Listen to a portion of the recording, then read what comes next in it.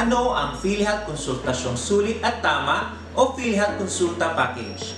Sa pagtupad ng hangarin ng Universal Healthcare o UHC na mabigyan ang lahat ng sapat, dekalidad at abot-kayang serbisyong pangkalusugan, inilulunsad ng PhilHealth ang pinalawak na primary care benefit para sa lahat ng Pilipino, ang PhilHealth Konsultasyong Sulit at Tama o PhilHealth Konsulta Package.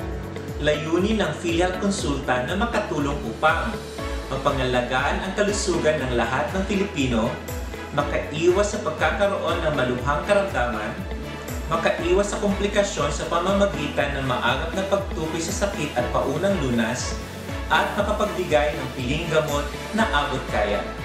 Sa PhilHealth Konsulta, ang bawat Pilipino ay nakarehistro sa kanyang konsulta provider na kanyang napili kung saan siya'y makaka-avail ng konsultasyon, health versus screening and assessment, mga piling laboratory at diagnostic test, piling gamot at medisina. Para itong may sakatuparan, kailangan magkaroon ng PhilHealth Accredited Consulta Facilities at doktor na siyang magbibigay ng mga serbisyong ito. Maaaring mag-apply ng accreditation ang mga health facilities, pati mga outpatient medical clinics, pampubliko man o pribado bilang konsulta provider.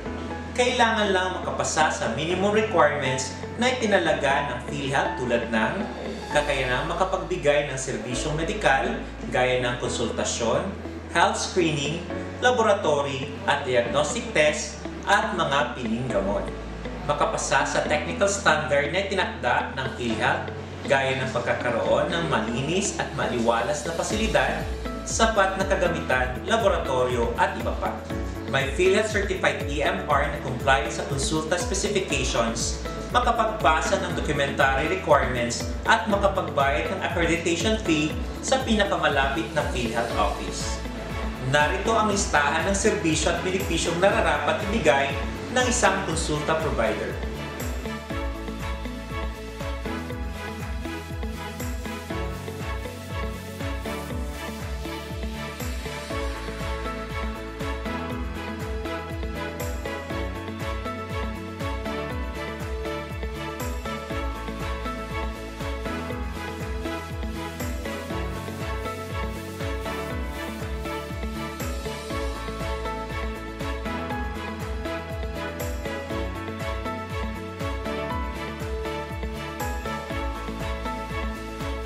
Para makapag-avail naman ng mga benepisyong ito ang isang miyembro, kailangan niya magparehistro sa napiling konsulta provider sa pamamagitan ng self-registration o pag-login sa member portal sa PhilHealth website o assisted registration kung saan maaaring mag-assist sa kanyang pagpaparehistro ang kanyang employer, social worker, LGU, OSCA, PhilHealth Cares, PhilHealth Office o ang PhilHealth Corporate Action Center.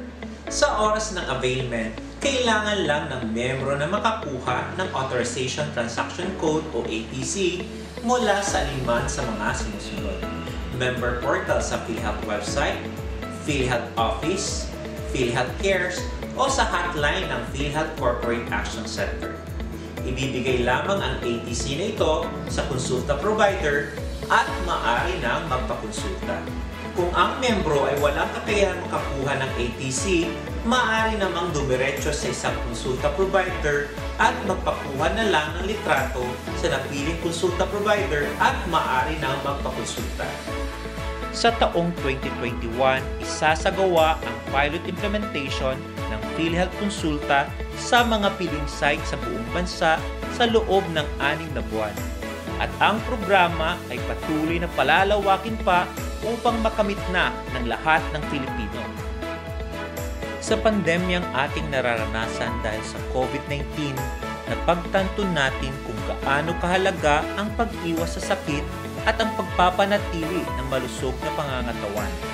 Ang pagkakaroon ng primary care benefit ang pinakawais na solusyon sa pinakamababang halaga para mapanatiling malusog ang ating pamilya. Tayo ay magtulungan at magdamayan para sa kalusugan ng lahat. Suportahan natin ang PhilHealth Konsulta.